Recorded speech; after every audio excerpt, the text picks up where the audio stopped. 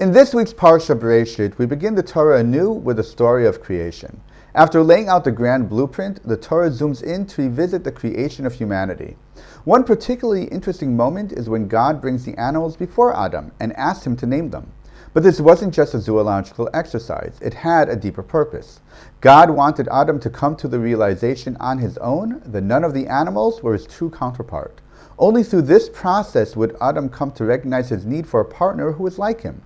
It's a curious approach. Why didn't God simply create Chava from the outset, sparing Adam the trouble of naming every creature? Why go through the motions? While this episode might seem unnecessary at first glance, it actually addresses several profound concerns. Chizkuni explains that God foresaw Adam eventually blaming his wife, even accusing her of causing him to sin. So rather than presenting Chava from the very beginning, God wanted Adam to initiate the request for a helpmate. That way, if issues later arose, Adam couldn't point fingers.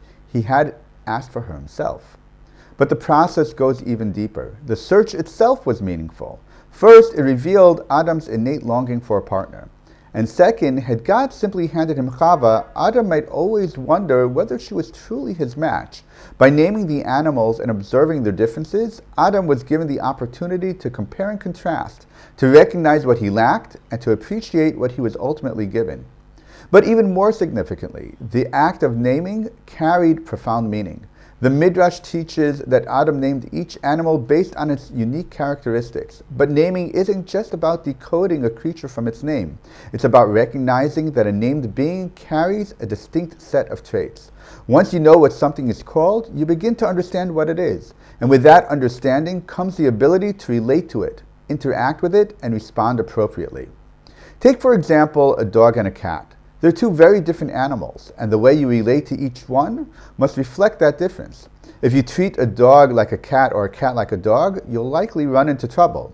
Each one has its own temperament, needs, and way of connecting. Understanding what something is allows you to engage with it properly. And this principle extends far beyond pets. It applies to every situation a person, group, or even nation might face. That's the power of naming. It's not merely about assigning labels, but about gaining insight, building relationships, and accurately sizing up the reality before us. When we name something well, we begin to understand how to approach it. Without that clarity, resolution may remain out of reach. Rav Soloveitchik taught that the essential difference between a human being and an animal is that animals are replaceable and interchangeable, while each person is utterly unique. No one can truly take the place of another. When we first met Chava, her species and gender are identified, but she is referred to only as the woman. It is only after the story of Gan Eden that she receives a name, not merely to mark her as a member of her species, but to affirm her individuality, her purpose, and her destiny. In doing so, the Torah affirms Rav Soloveitchik's insight that every being is not just a part of the world, but a world unto themselves. Shabbat Shalom.